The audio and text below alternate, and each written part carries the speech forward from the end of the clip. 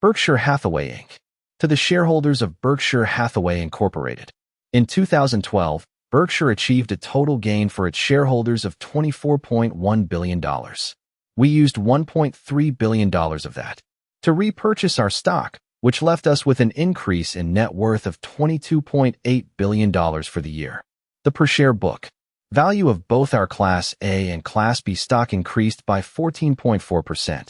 Over the last 48 years, that is, since present management took over, book value has grown from $19 to $114,214, a rate of 19.7% compounded annually. A number of good things happened at Berkshire last year, but let's first get the bad news out of the way. When the partnership I ran took control of Berkshire in 1965, I could never have dreamed that a year in, which we had a gain of $24.1 billion, would be subpar in terms of the comparison we present on the facing page. But subpar it was. For the 9th time in 48 years, Berkshire's percentage increase in book value was less than the S&P's percentage gain, a calculation that includes dividends as well as price appreciation. In 8 of those 9 years, it should be noted, the S&P had a gain of 15% or more. We do better when the wind is in our face. To date, we've never had a 5-year period of underperformance, having managed 43 times to surpass the S&P over such a stretch. The record is on page 103. But the S&P has now had gains in each of the last 4 years, outpacing us over that period. If the market continues to advance in 2013, our streak of 5-year wins will end. One thing of which you can be certain: whatever Berkshire's results, my partner Charlie M. Unger, the company's vice chairman, and I will not change yardsticks. It's our job to increase intrinsic business value, for which we use book value as a significantly understated proxy at a faster rate than the market gains of the S&P. If we do so, Berkshire's share price, though unpredictable from year to year, will itself outpace the S&P over time. If we fail, however, our management will bring no value to our investors, who themselves can earn S&P returns by buying a low-cost index fund. Charlie and I believe the gain in Berkshire's intrinsic value will over time likely surpass the S&P returns by a small margin. We're confident of that because we have some outstanding businesses, a cadre of terrific operating managers, and a shareholder-oriented culture. Our relative performance, however, is almost certain to be better when the market is down or flat. In years when the market is particularly strong, expect us to fall short. The second disappointment in 2012 was my inability to make a major acquisition. I pursued a couple of elephants, but came up empty-handed. All per-share figures used in this report apply to Berkshire's A shares. Figures for the B shares are 11,500 th of those shown for A3. Our luck, however, changed early this year. In February, we agreed to buy 50% of a holding company that will own all of H.J. Heinz. The other half will be owned by a small group of investors led by Jorge Paulo Lemann, a renowned Brazilian businessman and philanthropist. We couldn't be in better company. Jorge Paulo is a longtime friend of mine and an extraordinary manager. His group and Berkshire will each contribute about $4 billion for common equity in the holding company. Berkshire will also invest $8 billion in preferred shares that pay a 9% dividend. The preferred has 2 other features that materially increase its value. At some point it will be redeemed at a significant premium price, and the preferred also comes with warrants permitting us to buy 5% of the holding company's common stock for a nominal sum. Our total investment of about $12 billion soaks up much of what Berkshire earned last year. But we still have plenty of cash and are generating more at a good clip. So it's back to work. Charlie and I have again donned our safari outfits and resumed our search for elephants. Now to some good news from 2012. Last year at Old U that beat NSF is Carr, Lubrizol, Marmon Group, and Mid-American Energy. Our 5 most profitable non-insurance companies were likely to earn more than $10 billion pre-tax in 2012. They delivered, despite tepid U.S. growth and weakening economies throughout much of the world. Our Powerhouse 5 had aggregate earnings of $10.1 billion, about $600 million more than in 2011. Of this group, only Mid-American, then earning $393 million pre-tax, was owned by Berkshire 8 years ago. Subsequently, we purchased another 3 of the 5 on an all-cash basis. In acquiring the 5th, BNSF, we paid about 70% of the cost in cash, and for the remainder, issued shares that increased the amount outstanding by 6.1%. Consequently, the $9.7 billion gain in annual earnings delivered Berkshire by the 5 companies has been accompanied by only minor dilution. That satisfies our goal of not simply growing, but rather increasing per share results. Unless the U.S. economy tanks, which we don't expect, our powerhouse 5 should again deliver higher earnings in 2013. The 5 outstanding CEOs who run them will see to that. Though I failed to land a major acquisition in 2012, the managers of our subsidiaries did far better. We had a record year for bolt-on purchases, spending about $2.3 billion for 26 companies that were melded into our existing businesses. These transactions were completed without Berkshire issuing any shares. Charlie and I love these acquisitions. Usually they are low-risk, burden headquarters not at all, and expand the scope of our proven managers. Our insurance operations shot the lights out last year, while giving Berkshire $73 billion of free money to invest. They also delivered a $1.6 billion underwriting gain, the 10th consecutive year of profitable underwriting. This is truly having your cake and eating it too.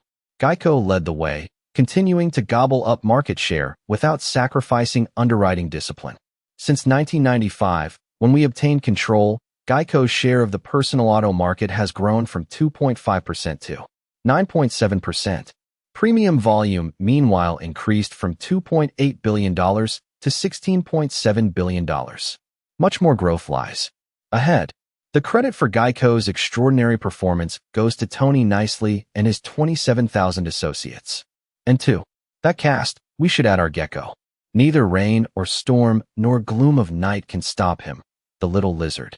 Just soldiers on, telling Americans show they can save big money by going to geico.com. When I count my blessings, I count Geico twice. 4. Todd Combs and Ted Weesler, our new investment managers, have proved to be smart models of integrity, helpful to Berkshire in many ways beyond portfolio management, and a perfect cultural fit. We hit the jackpot with these two. In 2012, each outperformed the S&P 500 by double-digit margins. They left Maine the dust as well. Consequently, we have increased the funds managed by each to almost $5 billion, some of this emanating from the pension funds of our subsidiaries. Todd and Ted are young and will be around to manage Berkshire's massive portfolio long after Charlie and I have left the scene. You can rest easy when they take over.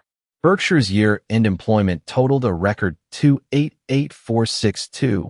See page 106 for details, up 17,604 from last year. Our headquarters crew, however, remained unchanged at 24. No sense going crazy. Berkshire's Big Four investments, American Express, Coca-Cola, IBM, and Wells Fargo, all had good years. Our ownership interest in each of these companies increased during the year. We purchased additional shares of Wells Fargo. Our ownership now is 8.7% versus 7.6% at year-end 2011, and IBM 6.0% versus 5.5%. Meanwhile, stock repurchases at Coca-Cola and American Express raised our percentage ownership. Our equity in Coca-Cola grew from 8.8% to 8.9%, and our interest at American Express from 13% to 13.7%. Berkshire's ownership interest in all 4 companies is likely to increase in the future. Mae West had it right. Too much of a good thing can be wonderful. The 4 companies possess marvelous businesses and are run by managers who are both talented and shareholder-oriented. At Berkshire, we much prefer owning a non-controlling but substantial portion of a wonderful business to owning 100% of a SOSO business. Our flexibility in capital allocation gives us a significant advantage over companies that limit themselves only to acquisitions they can operate. Going by our year-end share count, our portion of the Big Four's 2012 earnings amounted to $3.9 billion.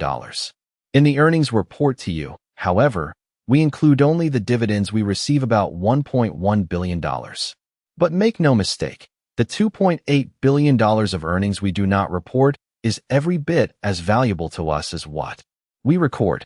The earnings that the four companies retain are often used for repurchases, which enhance our share of future earnings and also for funding business opportunities that are usually advantageous. Over time, we expect substantially greater earnings from these four investees. If we are correct, dividends to Berkshire will increase, and, even more important, so will our unrealized capital gains, which, for the four, totaled $26.7 billion at year-end.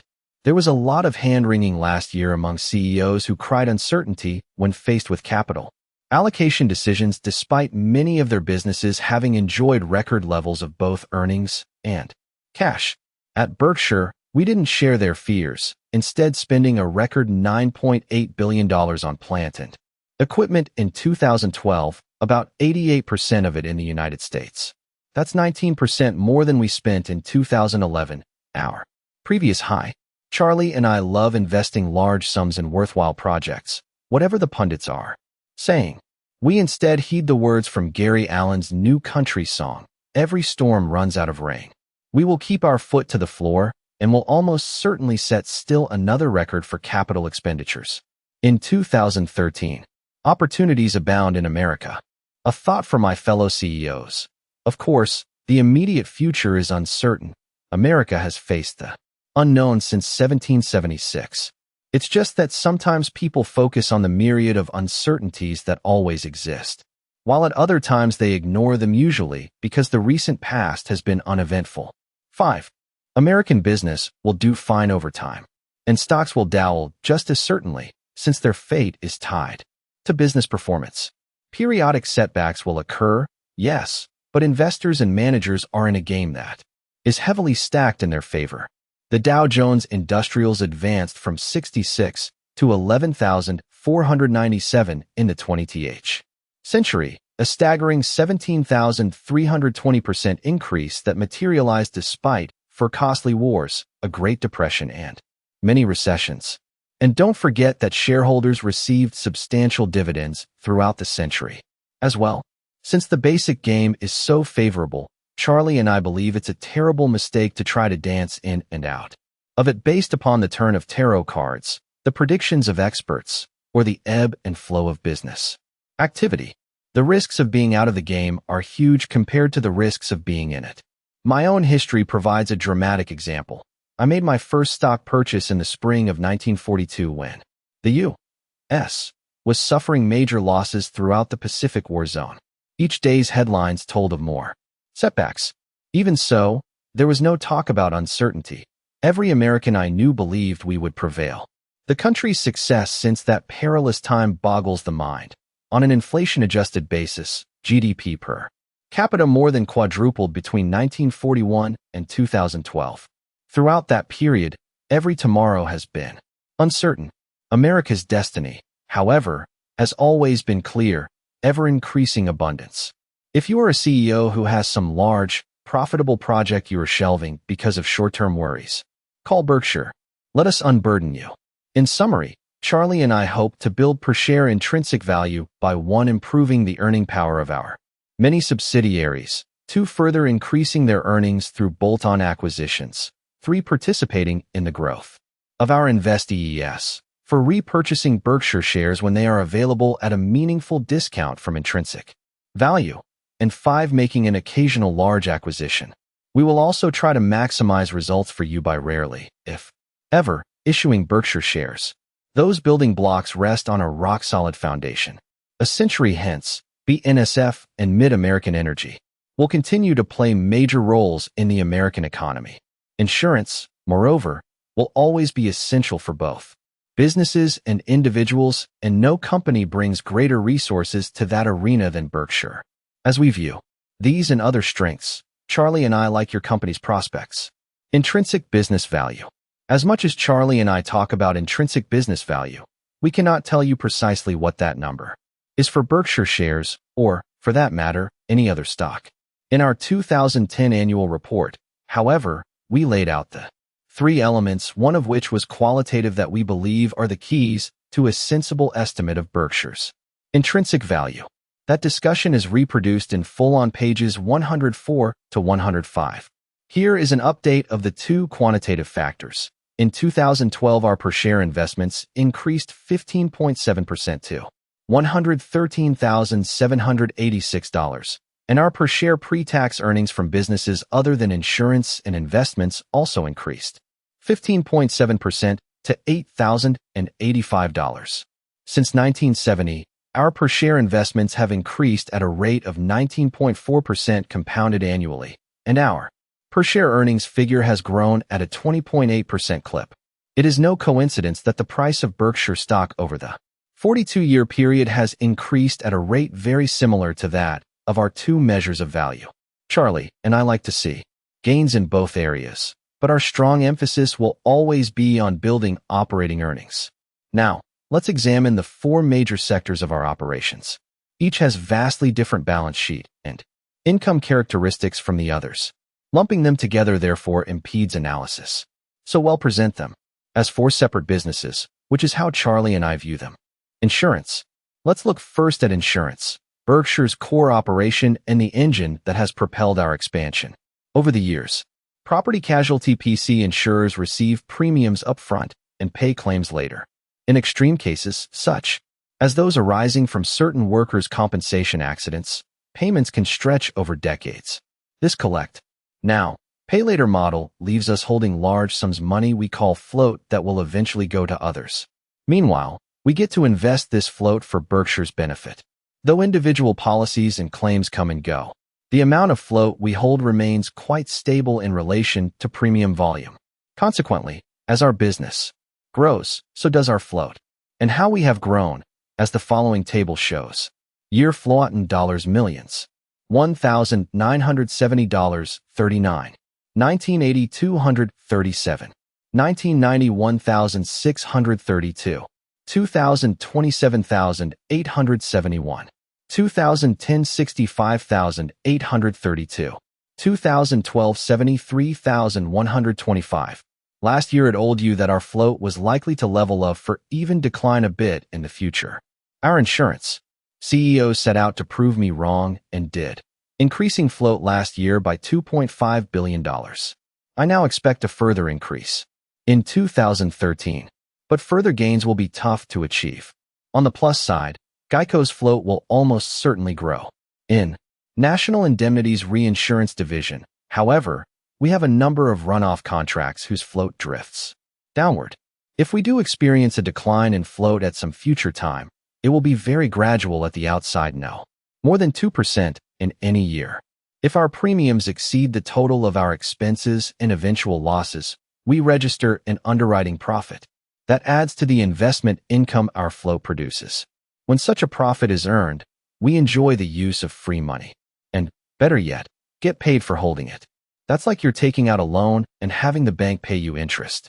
Unfortunately, the wish of all insurers to achieve this happy result creates intense competition, so vigorous in most years that it causes the PC industry as a whole to operate at a significant underwriting loss. This loss, in effect, is what the industry pays to hold its float. For example, State Farm, by far the country's largest insurer and a well-managed company besides, incurred an underwriting loss in 8 of the 11 years ending in 2011. Their financials for 2012 are not yet available. There are a lot of ways to lose money in insurance, and the industry never ceases searching for new ones. As noted in the first section of this report, we have now operated at an underwriting profit for 10 consecutive years, our pre-tax gain for the period having totaled $18.6 billion. Looking ahead, I believe we will continue to underwrite profitably in most years. If we do, our float will be better than free money. So how does our attractive float affect the calculations of intrinsic value? When Berkshire's book value is calculated, the full amount of our float is deducted as a liability, just as if we had to pay it out tomorrow and were unable to replenish it. But that's an incorrect way to look at float, which should instead be viewed as a revolving fund. If float is both cost-less and long-enduring, which I believe Berkshire's will be, the true value of this liability is dramatically less than the accounting liability. A partial offset to this overstated liability is $15.5 billion off goodwill that is attributable to our insurance companies and included in book value as set. In effect, this goodwill represents the price we paid for the float generating capabilities of our insurance operations. The cost of the goodwill, however, has no bearing on its true value. For example, if an insurance business sustains large and prolonged underwriting losses, any goodwill asset carried on the books should be deemed valueless, whatever its original cost. 7. Fortunately, that's not the case at Berkshire. Charlie and I believe the true economic value of our insurance goodwill, what we would happily pay to purchase an insurance operation producing float of similar quality to be far in excess of its historic carrying value. The value of our float is one reason, a huge reason, why we believe Berkshire's intrinsic business value substantially exceeds its book value. Let me emphasize once again that cost-free float is not an outcome to be expected for the PC industry as a whole. There is very little Berkshire quality float existing in the insurance world. In 37 of the 45 years ending in 2011, the industry's premiums have been inadequate to cover claims plus expenses. Consequently, the industry's overall return on tangible equity has for many decades fallen far short of the average return realized by American industry, a sorry performance almost certain to continue. A further unpleasant reality adds to the industry's dim prospects. Insurance earnings are now benefiting from legacy bond portfolios that deliver much higher yields than will be available when funds are reinvested during the next few years and perhaps for many years beyond that. Today's bond portfolios are, in effect, wasting assets. Earnings of insurers will be hurt in a significant way as bonds mature and are rolled over. Berkshire's outstanding economics exist only because we have some terrific managers running some extraordinary insurance operations. Let me tell you about the major units. First by float size is the Berkshire Hathaway Reinsurance Group, run by A. Jayat Jain. A. Jayat insures risks that no one else has the desire or the capital to take on. His operation combines capacity, speed, decisiveness, and most important, brains in a manner unique in the insurance business.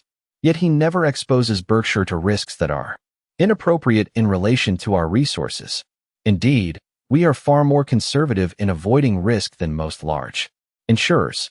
For example, if the insurance industry should experience a $250 billion loss from some mega catastrophe, a loss about triple anything it has ever experienced, Berkshire as a whole would likely record a significant profit for the year because it has so many streams of earnings. All other major insurers and reinsurers would meanwhile be far in the red, with some facing insolvency. From a standing start in 1985, Jayat has created an insurance business with float of $35 billion in a significant cumulative underwriting profit, a feat that no other insurance CEO has come close to matching. He has thus added a great many billions of dollars to the value of Berkshire. If you meet Jayat at the annual meeting, bow deeply. We have another reinsurance powerhouse in General Re, managed by T. Admont Ross. At bottom, a sound insurance operation needs to adhere to 4 disciplines. It must 1. Understand all exposures that might cause a policy to incur losses. 2. Conservatively assess the likelihood of any exposure actually causing a loss and the probable cost if it does. 3. Set a premium that, on average, will deliver a profit after both prospective loss costs and operating expenses are covered. And 4. Be willing to walk away if the appropriate premium can't be obtained. Many insurers pass the first 3 tests and flunk the 4th. They simply can't turn their back on business that is being eagerly written by their competitors. That old line, the other guy is doing it, so we must as well, spells trouble in any business, but none more so than insurance. 8. Tad has observed all 4 of the insurance commandments, and it shows in his results. General Residential huge float has been better than cost-free under his leadership, and we expect that, on average, it will continue to be. We are particularly enthusiastic about General Residential International Life Reinsurance business, which has achieved consistent and profitable growth since we acquired the company in 1998.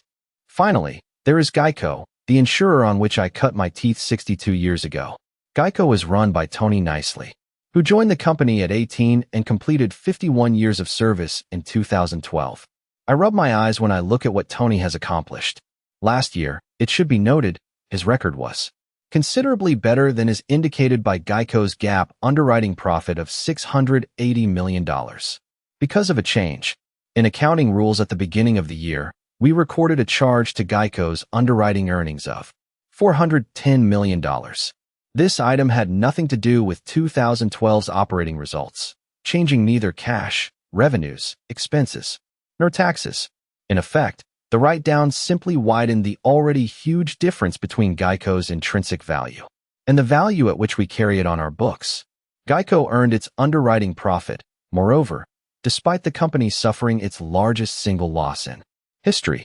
The cause was Hurricane Sandy, which cost Geico more than 3 times the loss it sustained from Katrina, the previous record holder. We insured 46,906 vehicles that were destroyed or damaged in the storm, a staggering number reflecting Geico's leading market share in the New York metropolitan area. Last year, Geico enjoyed a meaningful increase in both the renewal rate for existing policyholders, persistency, and in the percentage of rate quotations that resulted in sales closures. Big dollars ride on those 2 factors. A sustained gain in persistency of a bare 1 percentage point increases intrinsic value by more than $1 billion. Geico's gains in 2012 offer dramatic proof that when people check the company's prices, they usually find they can save important sums. Give us a try at 1-800-847-7536 or geico.com. Be sure to mention that you area shareholder. That fact will usually result in a discount. In addition to our 3 major insurance operations, we own a group of smaller companies, most of them plying their trade in odd corners of the insurance world. In aggregate, these companies have consistently delivered an underwriting profit. Moreover, as the table below shows, they also provide us with substantial float. Charlie and I treasure these companies and their managers. Late in 2012, we enlarged this group by acquiring Guard Insurance, a Wilkes-Barre company that writes workers' compensation insurance, primarily for smaller businesses. Guard's annual premiums total about $300 million. The company has excellent prospects for growth in both its traditional business and new lines it has begun to offer. Regulated, capital-intensive businesses. We have 2 major operations, BNSF and Mid-American Energy, that have important common characteristics distinguishing them from our other businesses. Consequently, we assign them their own section in this letter and split out their combined financial statistics in our GAAP balance sheet and income statement. A key characteristic of both companies is their huge investment in very long-lived, regulated assets, with these partially funded by large amounts of long-term debt that is not guaranteed by Berkshire. Our credit is, in fact, not needed because each business has earning power that even under terrible conditions amply covers its interest requirements. In last year's tepid economy, for example, BNSF's interest coverage was 9.6x. Our definition of coverage is pre-tax earnings interest, not EBITDA interest, a commonly used measure we view as deeply flawed. At Mid-American, meanwhile, 2 key factors ensure its ability to service debt under all circumstances. The company's recession-resistant earnings, which result from our exclusively offering an essential service, and its great diversity of earnings streams, which shield it from being seriously harmed by any single regulatory body. Every day, our 2 subsidiaries power the American economy in major ways.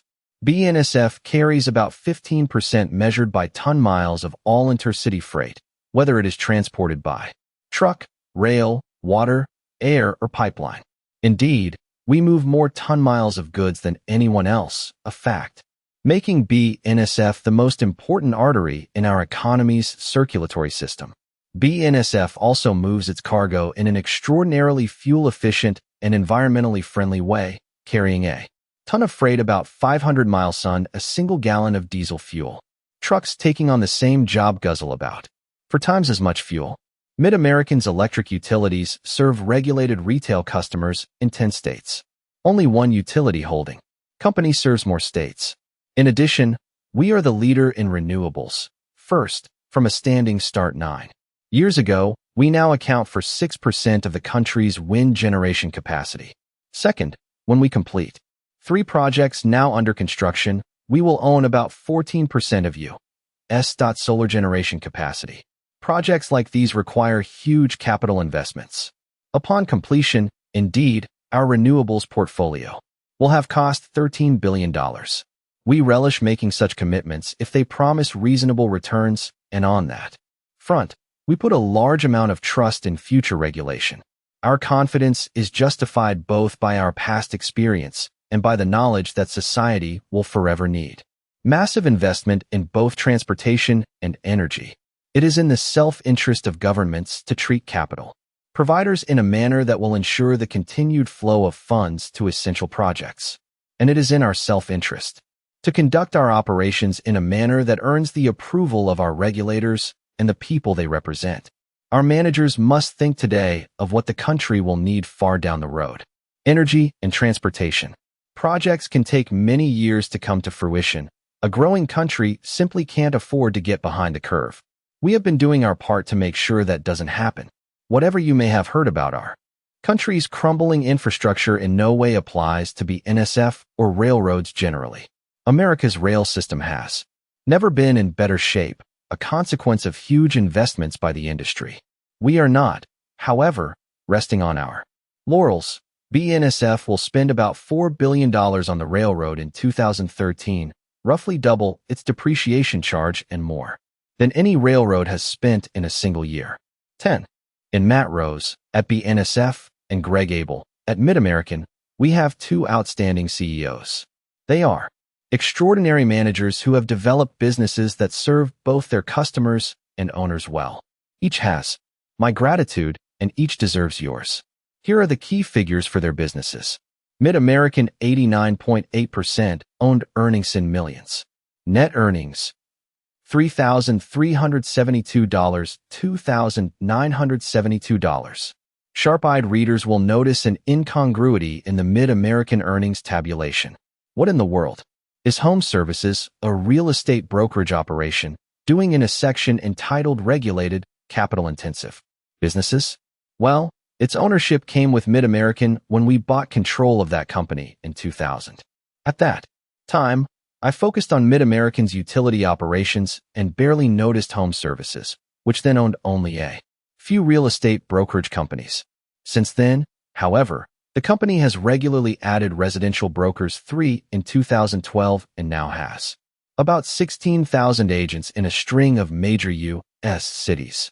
Our real estate brokerage companies are listed on page 107. In 2012, our agents participated in $42 billion of home sales, up 33% from 2011. Additionally, Home Services last year purchased 67% of the Prudential and Real Living franchise operations, which together license 544 brokerage companies throughout the country and receive a small royalty on their sales. We have an arrangement to purchase the balance of those operations within 5 years. In the coming years, we will gradually rebrand both our franchisees and the franchise firms we own as Berkshire Hathaway Home Services.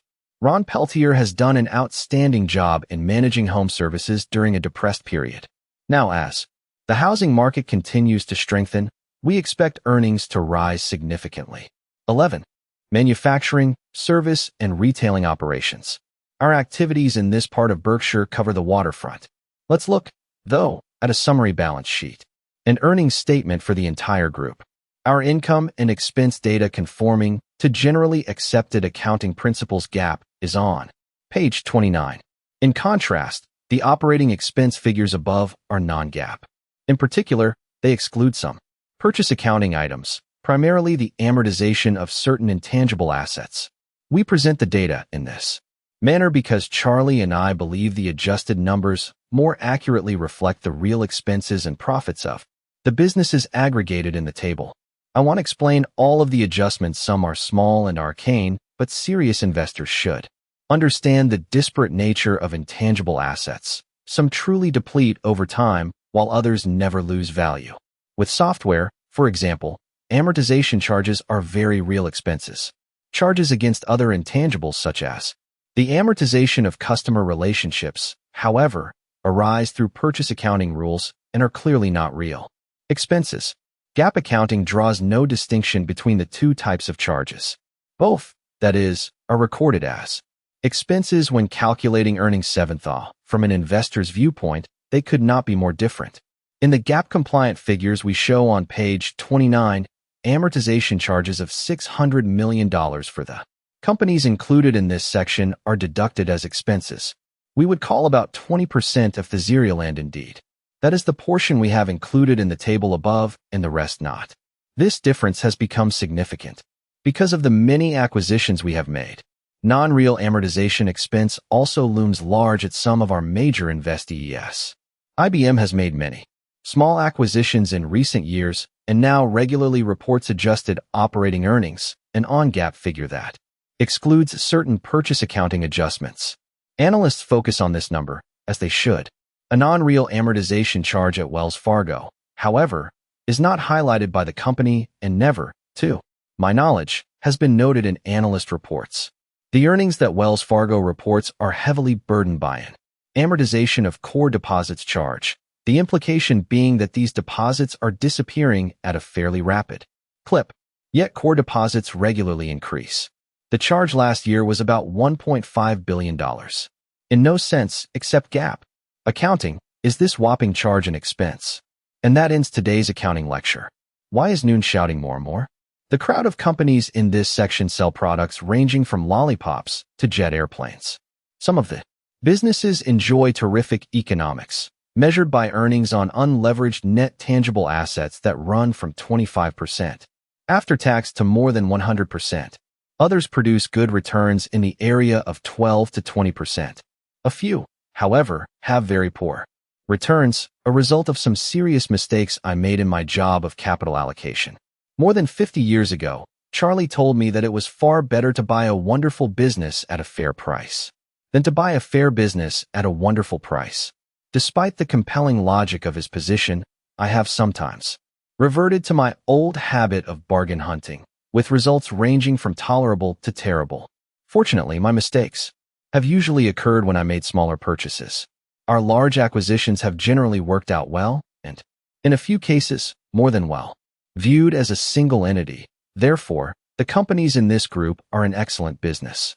They employ $22.6 billion of net tangible assets and, on that base, earn 16.3% after tax. Of course, a business with terrific economics can be a bad investment if the price paid is excessive. We have paid substantial premiums to net tangible assets for most of our businesses, a cost that is reflected in the large figure we show for intangible assets. Overall, however, we are getting a decent return on the capital we have deployed in this sector.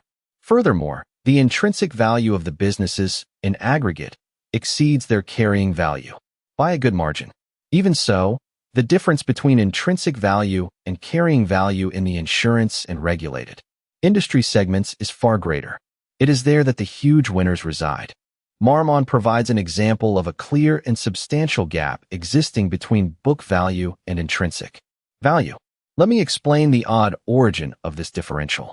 Last year it told you that we had purchased additional shares in Marmon, raising our ownership to 80% up from the 64% we acquired in 2008. I also told you that GAAP accounting required us to immediately record the 2011 purchase on our books at far less than what we paid. I've now had a year to think about this weird accounting rule, but I've yet to find an explanation that makes any sense, nor can Charlie or Mark Hamburg, our CFO, come up with one. My confusion increases when I am told that if we hadn't already owned 64%, the 16% we purchased in 2011 would have been entered on our books at tour cost.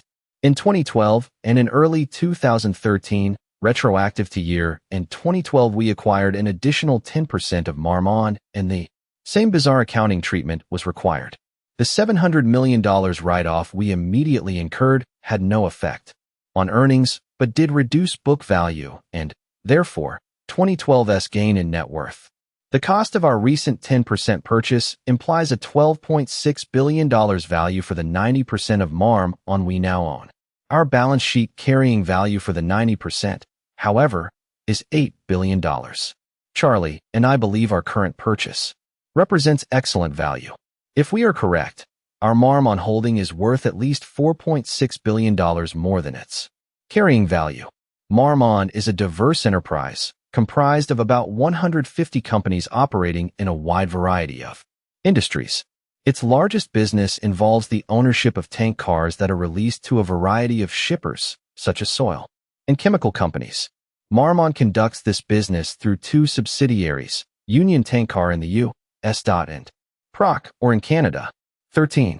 Union Tank Car has been around a long time, having been owned by the Standard Oil Trust until that empire was broken up in 1911. Look for its UTLX logo on tank cars when you watch trains roll by. As a Berkshire shareholder, you own the cars with that insignia. When you spot a UTLX car, puff out your chest a bit and enjoy the same satisfaction that John D. Rockefeller undoubtedly experienced as he viewed his fleet a century ago. Tank cars are owned by either shippers or lessors, not by railroads.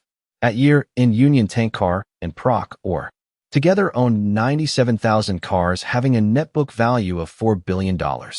A new car, it should be noted, costs upwards of $100,000. Union Tank Car is also a major manufacturer of tank cars, some of them to be sold, but most to be owned by it and leased out. Today, its order book extends well into 2014. At both BNSF and Marmon, we are benefiting from the resurgence of U.S. oil production. In fact, our railroad is now transporting about 500,000 barrels of oil daily, roughly 10% of the total produced in the lower 48, i.e. not counting Alaska and offshore. All indications are that BNSF's oil shipments will grow substantially in coming years. Space precludes us from going into detail about the many other businesses in this segment. Company. Specific information about the 2012 operations of some of the larger units appears on pages 76 to 79. Finance and financial products. This sector, our smallest, includes two rental companies, XDRA Trailers and Court Furniture, as well as Clayton Homes. The country's leading producer and finance are of manufactured homes. Aside from these 100% owned subsidiaries, we also include in this category a collection of financial assets and our 50% interest in Berkshire Commercial Mortgage. We include Clayton in this sector because it owns and services 332,000 mortgages, totaling $13.7 billion. In large part, these loans have been made to lower and middle-income families. Nevertheless, the loans have performed well throughout the housing collapse, thereby validating our conviction that a reasonable down payment and a sensible payments-to-income ratio will ward off outsized foreclosure losses, even during stressful times. Clayton also produced 25,872 manufactured homes last year, up 13.5% from 2011. That output accounted for about 4.8% of all single-family residences built in the country, a share that makes Clayton America's number one home builder. Court and XDRA are leaders in their industries as well. Our expenditures for new rental equipment at XDRA totaled $256 million in 2012, more than double its depreciation expense.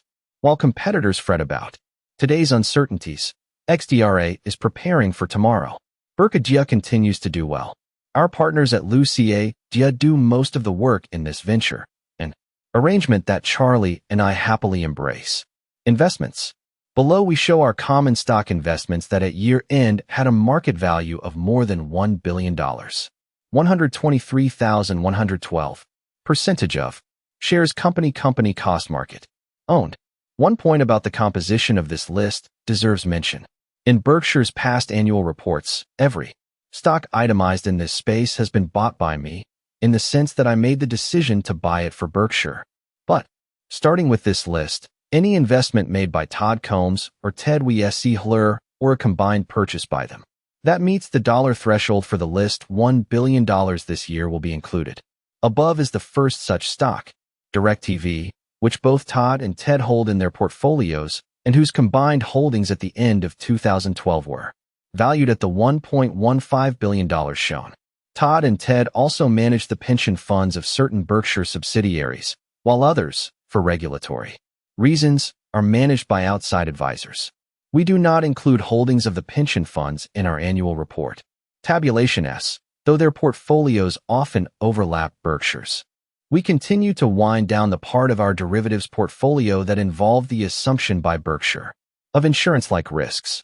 Our electric and gas utility businesses, however, will continue to use derivatives for operational purposes. New commitments would require us to post collateral and, with minor exceptions, we are unwilling to do that.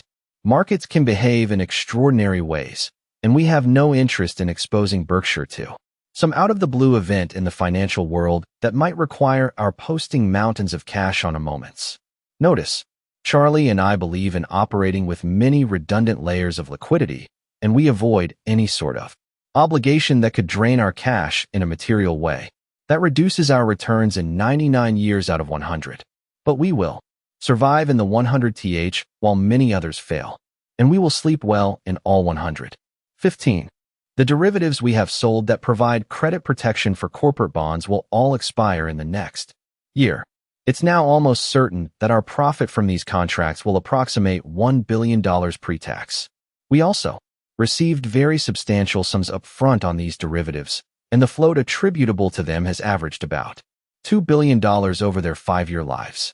All told, these derivatives have provided a more than satisfactory result, especially considering the fact that we were guaranteeing corporate credits mostly of the high-yield variety throughout the financial panic and subsequent recession. In our other major derivatives commitment, we sold long-term puts on 4 leading stock indices in the U.S., UK, Europe, and Japan. These contracts were initiated between 2004 and 2008, and even under the worst of circumstances have only minor collateral requirements. In 2010, we unwound about 10% of our exposure at a profit of $222 million. The remaining contracts expire between 2018 and 2026. Only the index value at expiration date counts. Our counterparties have no right to early termination. Berkshire received premiums of $4.2 billion when we wrote the contracts that remain outstanding. If all of these contracts had come due at year-end 2011, we would have had to pay $6.2 billion. The corresponding figure at year-end 2012 was $3.9 billion. With this large drop in immediate settlement liability, we reduced our gap liability at year-end 2012 to $7.5 billion from $8.5 billion at the end of 2011. Though it's no sure thing, Charlie and I believe it likely that the final liability will be considerably less than the amount we currently carry on our books. In the meantime, we can invest the $4.2 billion of float derived from these contracts as we see fit. We buy some newspapers. During the past 15 months, we acquired 28 daily newspapers at a cost of $344 million. This may puzzle you for 2 reasons. First, I have long told you in these letters and at our annual meetings that the circulation, advertising, and profits of the newspaper industry overall are certain to decline. That prediction still holds. Second, the properties we purchased fell far short of meeting our stated size requirements for acquisitions. We can address the second point easily. Charlie and I love newspapers, and, if their economics make sense, we'll buy them even when they fall far short of the size threshold we would require for the purchase of, say, a widget company. Addressing the first point requires me to provide a more elaborate explanation, including some history. News, to put it simply, is what people don't know that they want to know, and people will seek their news. What's important to them from whatever sources provide the best combination of immediacy, ease of access, reliability, comprehensiveness, and low cost. The relative importance of these factors varies with the nature of the news and the person wanting it. Before television and the internet, newspapers were the primary source for an incredible variety of news, a fact that made them indispensable to a very high percentage of the population. Whether your interests were international, national, local, sports, or financial quotations, your newspaper usually was first to tell you the latest information. Indeed, your paper contained so much you wanted to learn that you received your money's worth, even if only a small number of its pages spoke to your specific interests. Better yet, advertisers typically paid almost all of the product's cost, and readers rode their coattails. Additionally, the ads themselves delivered information of vital interest to hordes of readers, in effect, providing even more news. Editors would cringe at the thought, but for many readers, learning what jobs or apartments were available, what supermarkets were carrying which weekend specials, or what movies were showing, where, and when was far more important than the views expressed on the editorial page. 16. In turn, the local paper was indispensable to advertisers. If Sears or Safeway built stores in Omaha, they required a megaphone to tell the city's residents why their stores should be visited today. Indeed, big department stores and grocers vied to outshout their competition with multi-page spreads, knowing that the goods they advertised would fly off the shelves. With no other megaphone remotely comparable to that of the newspaper, ads sold themselves. As long as a newspaper was the only one in its community, its profits were certain to be extraordinary. Whether it was managed well or poorly made little difference. As one Southern publisher famously confessed, I owe my exalted position in life to two great American institutions, nepotism and monopoly. Over the years, almost all cities became one newspaper towns or harbored two competing papers that joined forces to operate as a single economic unit. This contraction was inevitable because most people wished to read and pay for only one paper. When competition existed, the paper that gained a significant lead in circulation almost automatically received the most ads. That left ads drawing readers and readers drawing ads. This symbiotic process spelled doom for the weaker paper and became known as survival of the fattest. Now the world has changed. Stock market quotes and the details of national sports events are old news. Long before the presses begin to roll, the internet offers extensive information about both available jobs and homes. Television bombards viewers with political, national, and international news. In one area of interest after another, newspapers have therefore lost their primacy. And, as their audiences have fallen, so has advertising revenues. From help-wanted classified ads, long a huge source of income for newspapers, have plunged more than 90% in the past 12 years. Newspapers continue to reign supreme, however, in the delivery of local news. If you want to know what's going on in your town, whether the news is about the mayor or taxes or high school football, there is no substitute for a local newspaper that is doing its job. A reader's eyes may glaze over after they take in a couple of paragraphs about Canadian tariffs or political developments in Pakistan. A story about the reader himself or his neighbors will be read to the end. Wherever there is a pervasive sense of community, a paper that serves the special informational needs of that community will remain indispensable to a significant portion of its residents. Even a valuable product, however, can self-destruct from a faulty business strategy. And that process has been underway during the past decade at almost all papers of size. Publishers, including Berkshire and Buffalo, have offered their paper free on the internet while charging meaningful sums for the physical specimen. How could this lead to anything other than a sharp and steady drop in sales of the printed product? Falling circulation, moreover, makes a paper less essential to advertisers. Under these conditions, the virtuous circle of the past reverses.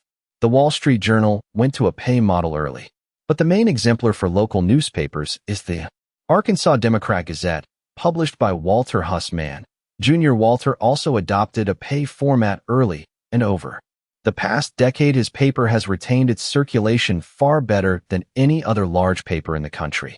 Despite Walter's powerful example, it's only been in the last year or so that other papers, including Berkshire's, have explored pay arrangements. Whatever works best, and the answer is not yet clear, will be copied widely. Charlie and I believe that papers delivering comprehensive and reliable information to tightly bound communities and having a sensible internet strategy will remain viable for a long time. We do not believe that success will come from cutting either the news content or frequency of publication. Indeed, skimpy news coverage will almost certainly lead to skimpy readership, and the less than daily publication that is now being tried in some large towns or cities, while it may improve profits in the short term, seems certain to diminish the paper's relevance over time.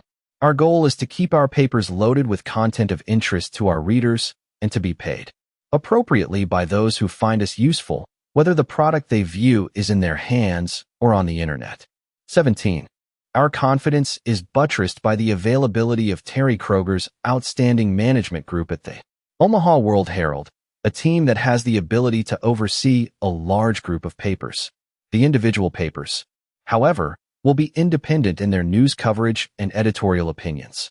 I voted for Obama, of our 12 dailies, that endorsed a presidential candidate.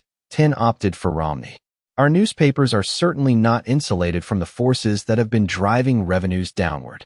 Still, the 6 small dailies we owned throughout 2012 had unchanged revenues for the year, a result far superior to that experienced by big city dailies. Moreover, the 2 large papers we operated throughout the year, the Buffalo News and the Omaha World-Herald, held their revenue loss to 3%, which was also an above-average outcome. Among newspapers in America's 50 largest metropolitan areas, our Buffalo and Omaha papers rank near the top in circulation penetration of their home territories. This popularity is no accident. Credit the editors of those papers, Margaret Sullivan at the News and Mike Riley at the World-Herald, for delivering information that has made their publications indispensable to community-interested readers. Margaret, I regret to say, recently left us to join the New York Times, whose job offers are tough to turn down. That paper made a great hire, and we wish her the best. Berkshire's cash earnings from its papers will almost certainly trend downward over time. Even a sensible internet strategy will not be able to prevent modest erosion. A tour cost, however, I believe these papers will meet or exceed our economic test for acquisitions. Results to date support that belief. Charlie and I, however, still operate under economic principle 11 detailed on page 99 and will not continue the operation of any business doomed to unending losses. One daily paper that we acquired in a bulk purchase from Media General was significantly and profitable under that company's ownership. After analyzing the paper's results, we saw no remedy for the losses and reluctantly shut it down. All of our remaining dailies, however, should be profitable for a long time to come. They are listed on page 108 at appropriate prices, and that means at a very low multiple of current earnings we will purchase more papers of the type we like. A milestone in Berkshire's newspaper operations occurred at year-end when Stan Lipsey retired as publisher of the Buffalo News. It's no exaggeration for me to say that the News might now be extinct were it not for Stan. Charlie and I acquired the News in April 1977. It was an evening paper, dominant on weekdays but lacking a Sunday edition. Throughout the country, the circulation trend was toward morning papers. Moreover, Sunday was becoming ever more critical to the profitability of metropolitan dailies. Without a Sunday paper, the News was destined to lose out to its morning competitor, which had a fat and entrenched Sunday product. We therefore began to print a Sunday edition late in 1977, and then all hell broke loose. Our competitor sued us, and District Judge Charles Bryant, Jr. authored a harsh ruling that crippled the introduction of our paper. His ruling was later reversed after 17 long months in a 3-0 sharp rebuke by the Second Circuit Court of Appeals. While the appeal was pending, we lost circulation, hemorrhaged money, and stood in constant danger of going out of business. Enter Stan Lipsey, a friend of mine from the 1960s, who, with his wife, had sold Berkshire, a small Omaha weekly. I found Stan to be an extraordinary newspaper man, knowledgeable about every aspect of circulation, production, sales, and editorial. He was a key person in gaining that small weekly a Pulitzer Prize in 1973. So, when I was in big trouble at the News, I asked Stan to leave his comfortable way of life in Omaha to take over in Buffalo. He never hesitated. Along with Murray Light, our editor, Stan persevered through 4 years of very dark days until the News won the competitive struggle in 1982. Ever since, despite a difficult Buffalo economy, the performance of the News has been exceptional. As both a friend and as a manager, Stan is simply the best. 18. Dividends. A number of Berkshire shareholders, including some of my good friends, would like Berkshire to pay a cash dividend. It puzzles them that we relish the dividends we receive from most of the stocks that Berkshire owns, but pay out nothing ourselves. So let's examine when dividends do and don't make sense for shareholders. A profitable company can allocate its earnings in various ways which are not mutually exclusive. A. Companies' management should first examine reinvestment possibilities offered by its current business projects to become more efficient, expand territorially, extend and improve product lines, or to otherwise widen the economic moat separating the company from its competitors. I asked the managers of our subsidiaries to unending focus on moat-widening opportunities, and they find many that make economic sense. But sometimes our managers misfire. The usual cause of failure is that they start with the answer they want and then work backwards to find a supporting rationale. Of course, the process is subconscious. That's what makes it so dangerous. Your chairman has not been free of this SN. In Berkshire's 1986 annual report, I described how 20 years of management effort and capital improvements in our original textile business were an exercise in futility. I wanted the business to succeed and wished my way into a series of bad decisions. I even bought another New England textile company, but wishing makes dreams come true only in Disney movies. It's poison in business.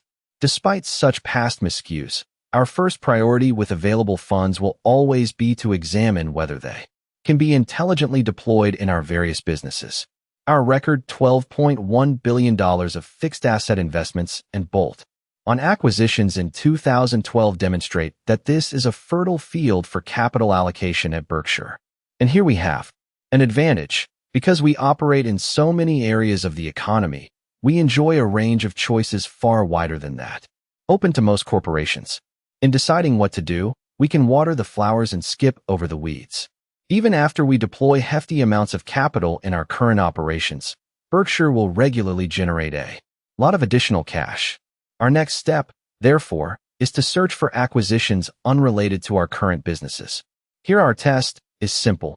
Do Charlie, and I think we can effect a transaction that is likely to leave our shareholders wealthier on a per-share basis than they were prior to the acquisition. I have made plenty of mistakes in acquisitions and will make more. Overall, however, our record is satisfactory, which means that our shareholders are far wealthier today than they would be if the funds we used for acquisitions had instead been devoted to share repurchases or dividends. But, to use the standard disclaimer, past performance is no guarantee of future results. That's particularly true at Berkshire. Because of our present size, making acquisitions that are both meaningful and sensible is now more difficult than it has been during most of our years. Nevertheless, a large deal still offers us possibilities to add materially to per-share intrinsic value. BNSF is a case in point. It is now worth considerably more than our carrying value. Had we instead allocated the funds required for this purchase to dividends or repurchases, you and I would have been worse off. Though large transactions of the BNSF kind will be rare, there are still some whales in the ocean. The third use of funds repurchases is sensible for a company when its shares sell at a meaningful discount to conservatively calculated intrinsic value. Indeed, disciplined repurchases are the surest way to use funds intelligently. It's hard to go wrong when you're buying dollar bills for 80 or less. We explained our criteria for repurchases in last year's report, and if the opportunity presents itself, we will buy large quantities of our stock. We originally said we would not pay more than 110% of book value, but that proved unrealistic. Therefore, we increased the limit to 120% in December when a large block became available at about 116% of book value. 19. But never forget, in repurchase decisions, price is all important. Value is destroyed when purchases are made above intrinsic value. The directors and I believe that continuing shareholders are benefited in a meaningful way by purchases up to our 120% limit. And that brings us to dividends. Here we have to make a few assumptions and use some math. The numbers will require careful reading, but they are essential to understanding the case for and against dividends. So, bear with me. We'll start by assuming that you and I are the equal owners of a business with $2 million of net worth. The business earns 12% on tangible net worth $240,000 and can reasonably expect to earn the same 12% on reinvested earnings.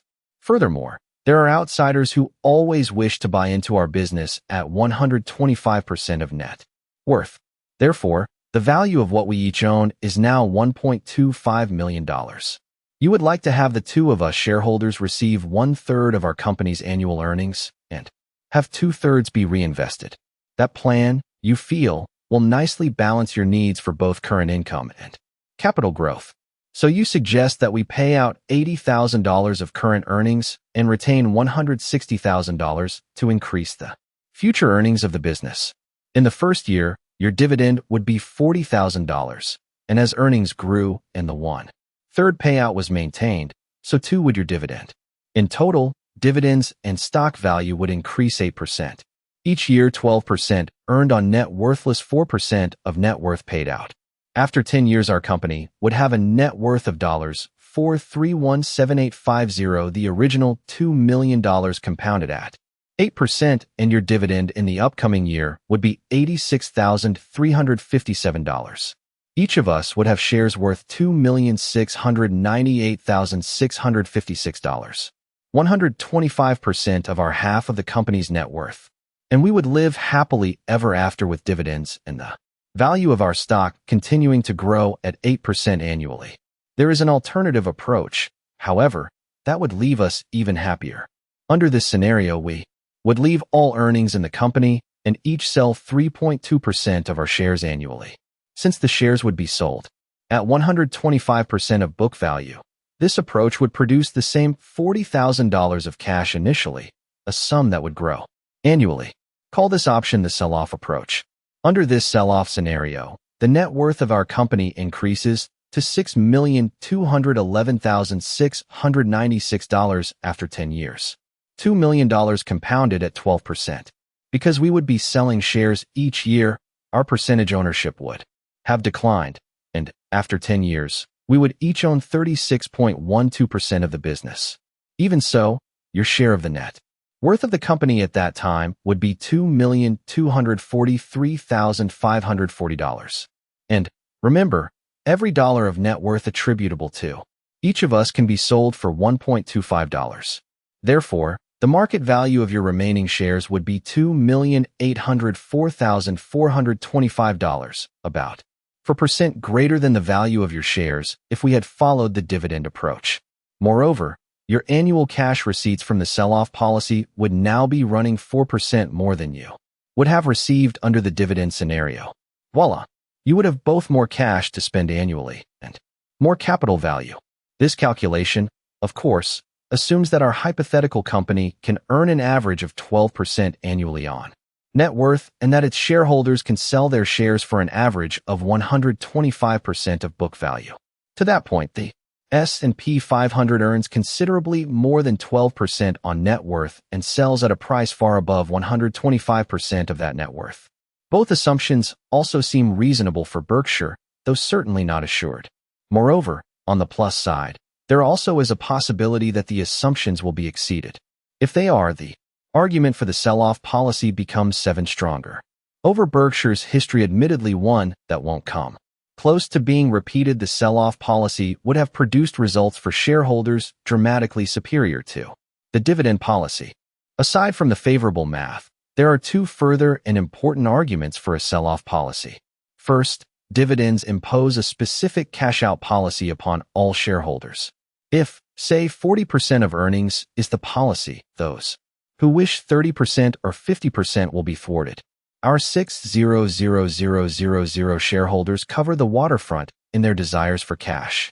It is safe to say, however, that a great many of them, perhaps even most of them, are in a net savings mode and logically should prefer no payment at all. 20. The sell-off alternative, on the other hand, lets each shareholder make his own choice between cash receipts and capital build-up. One shareholder can elect to cash out, say, 60% of annual earnings, while other shareholders elect 20% or nothing at all. Of course, a shareholder in our dividend-paying scenario could turn around and use his dividends to purchase more shares, but he would take a beating in doing so. He would both incur taxes and also pay a 25% premium to get his dividend reinvested. Keep remembering, open market purchases of the stock take place at 125% of book value. The second disadvantage of the dividend approach is of equal importance: the tax consequences for all Tax-paying shareholders are inferior, usually far inferior to those under the sell-off program. Under the dividend program, all of the cash received by shareholders each year is taxed, whereas the sell-off program results in tax on only the gain portion of the cash receipts.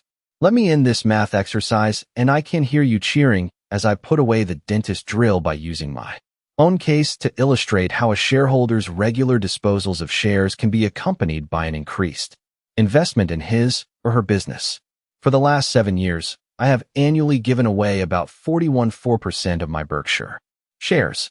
Through this process, my original position of 7,124,97000B equivalent shares split adjusted has decreased to 5,285,25623 shares. Clearly, my ownership percentage of the company has significantly decreased. Yet my investment in the business has actually increased. The book value of my current interest in Berkshire considerably exceeds the book value attributable to my holdings of 7 years ago. The actual figures are $28.2 billion for 2005 and $40.2 billion for 2012. In other words, I now have far more money working for me at Berkshire, even though my ownership of the company has materially decreased. It's also true that my share of both Berkshire's intrinsic business value and the company's normal earning power is far greater than it was in 2005. Over time, I expect this accretion of value to continue, albeit in a decidedly irregular fashion, even as I now annually give away more than 41.2% of my shares, the increase having occurred because I've recently doubled my lifetime pledges to certain foundations. Above all, dividend policy should always be clear, consistent, and rational. A capricious policy will confuse owners and drive away would-be investors. Phil Fisher put it wonderfully 54 years ago in Chapter 7 of his Common Stocks and Uncommon Profits, a book that ranks behind only The Intelligent Investor and the 1940 edition of Security Analysis in the all-time best list for the serious investor. Phil explained that you can successfully run a restaurant that serves hamburgers or, alternatively, one that features Chinese food. But you can't switch capriciously between the two and retain the fans of either. Most companies pay consistent dividends, generally trying to increase them annually and cutting them very reluctantly. Our Big Four portfolio companies follow this sensible and understandable approach and, in certain cases, also repurchase shares quite aggressively. We applaud their actions and hope they continue on their present paths. We like increased dividends, and we love repurchases at appropriate prices. At Berkshire, however, we have consistently followed a different approach that we know has been sensible, and that we hope has been made understandable by the paragraphs you have just read. We will stick with this policy as long as we believe our assumptions about the book value buildup and the market price premium seem reasonable.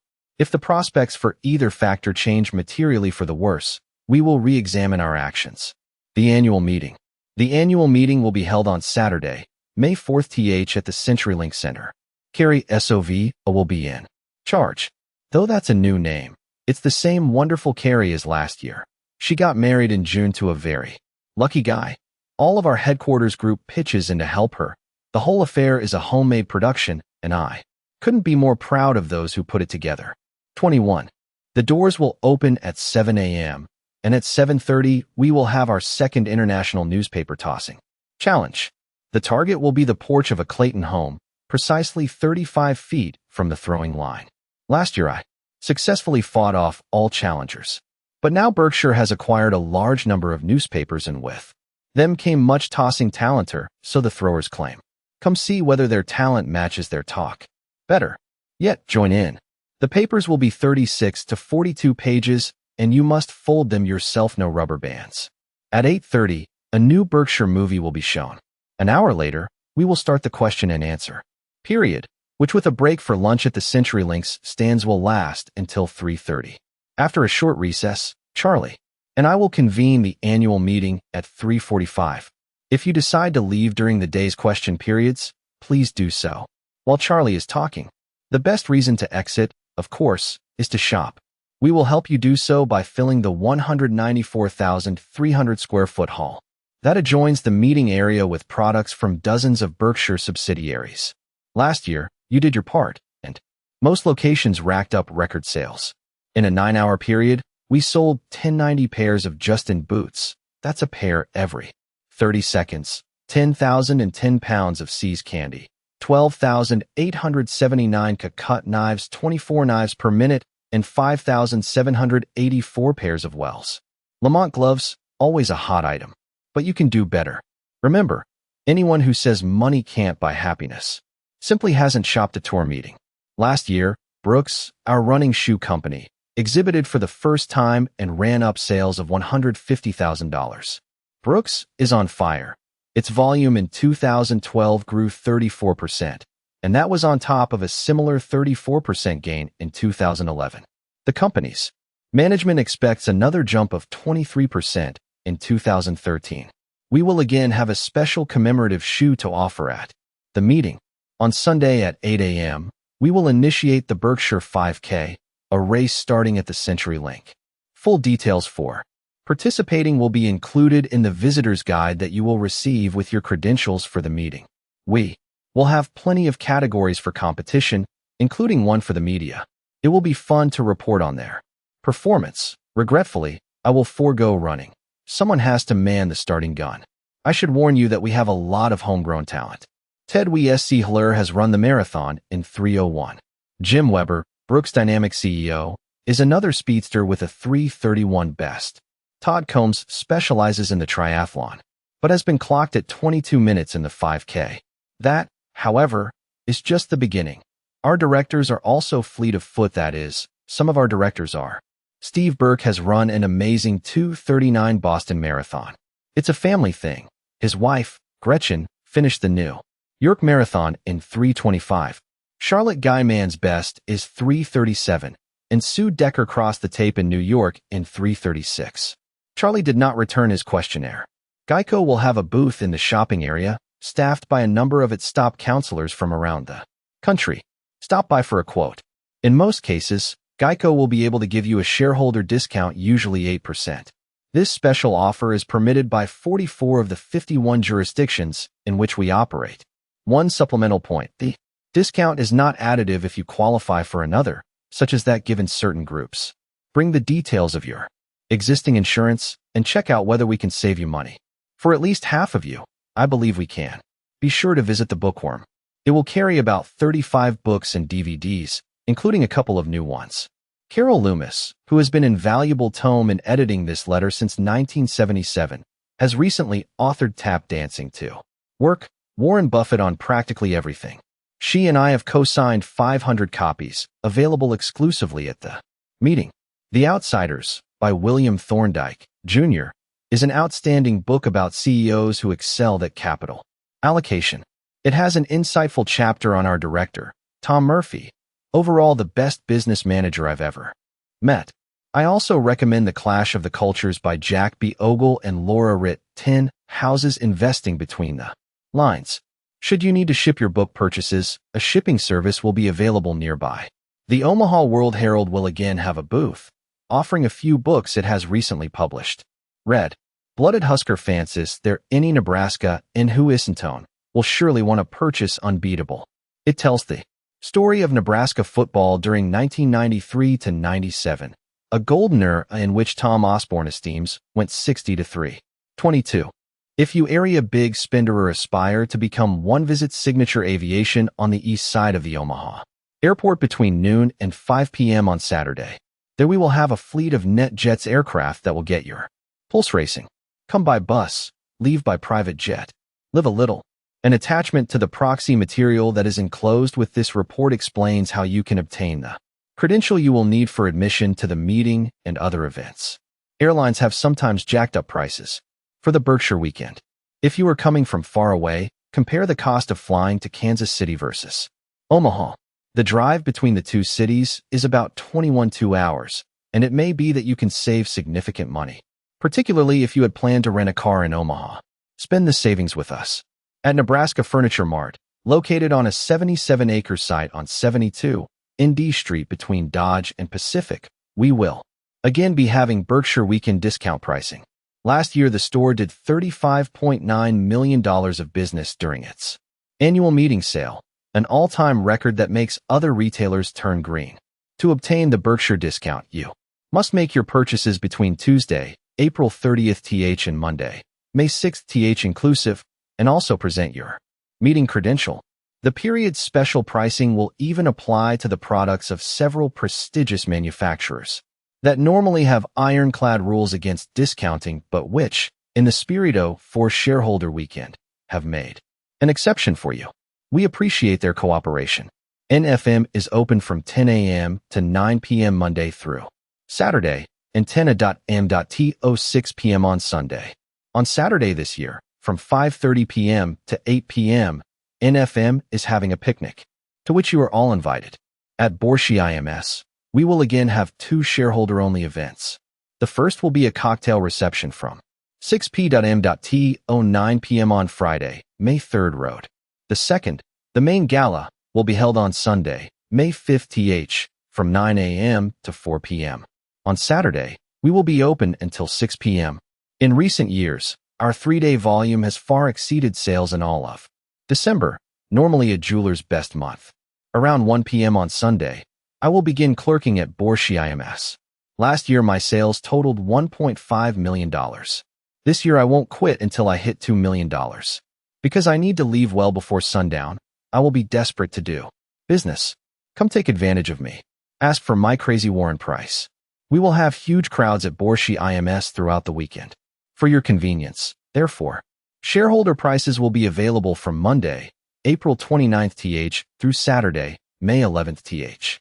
During that period, please identify yourself as a shareholder by presenting your meeting credentials or a brokerage statement that shows you area Berkshire holder. On Sunday, in them all outside of Berkshire IMS, a blindfolded Patrick Wolf, twice U.S. chess champion, will take on all comers who will have their eyes wide open in groups of 6. Nearby, Norman Beck, a remarkable magician from Dallas, will bewilder onlookers. Additionally, we will have Bob Ham and Sharon O.S. Berg, 2 of the world's top bridge experts, available to play bridge with our shareholders on Sunday afternoon. Don't play them for money. Gore Otts and Piccolos will again be open exclusively for Berkshire shareholders on Sunday, May 5th th. Both will be serving until 10 p.m., with Gore Otts opening at 1 p.m. and Piccolos opening at 4 p.m. These restaurants are my favorites, and I will eat at both of them on Sunday evening. Remember, to make a reservation at Gore Otts, call 402-551-3733 on April 1st, but not before, and at Piccolos call 402-342-9038. At Piccolos, order a giant root beer. Float for dessert. Only sissies get the small one. I once saw Bill Gates polish off 2 of the giant variety after a full-course dinner. That's when I knew he would make a great director. We will again have the same 3 financial journalists lead the question and answer period at the meeting, asking Charlie and me questions that shareholders have submitted to them by email. The journalists and their email addresses are Carol Loomis of Fortune, who may be emailed atcloomisfortunemail.com, Becky Quick of CNBC at BerkshireQuestionCNBC.com, and Andrew Ross Sorkin of the New York Times at SorkinnyTimes.com. From the questions submitted, each journalist will choose the 6 he or she decides are the most interesting and important. The journalists have told me your question has the best chance of being selected if you keep it concise, avoid sending it in at the last moment, make it Berkshire related, and include no more than 2 questions in any email you send them. In your email, let the journalist know if you would like your name mentioned if your question is selected. Last year, we had a second panel of 3 analysts who follow Berkshire. All were insurance specialists, and shareholders subsequently indicated they wanted a little more variety. Therefore, this year we will have one insurance analyst, Cliff Gallant of Nomura Securities, Jonathan Brandt of Rua NE, CUNNIFF, and Gold Farby will join the analyst panel to ask questions that deal with our non-insurance operations. Finalito spice things up. We would like to add to the panel a credential Ed Bear on Berkshire, preferably one who is short the stock. Not yet having a bear identified, we would like to hear from applicants. The only requirement is that you be an investment professional and negative on Berkshire.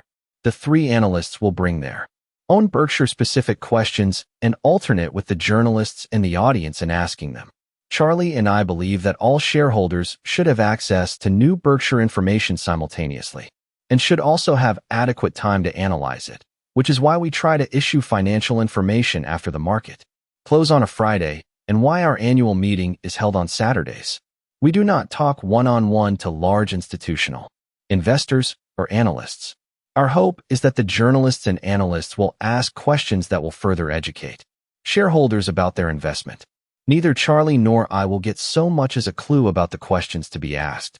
We know the journalists, and analysts will come up with some tough ones, and that's the way we like it. All told, we expect at least 54 questions, which will allow for 6 from each analyst and journalist and 18 from the audience. If there is some extra time, we will take more from the audience.